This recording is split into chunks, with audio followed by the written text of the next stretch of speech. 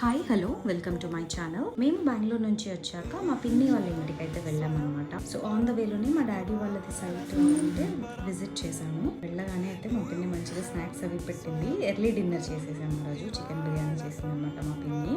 మా పిన్నికి ఇద్దరు మగపిల్లలు, వాళ్ళిద్దరు డాక్టర్స్ అనమాట. వాళ్ళిద్దరికి కూడా హత్రి అంటే చాలా ఇష్టము. డాక్టర్ మామ అంటూ ఉంటుంది అనమాట.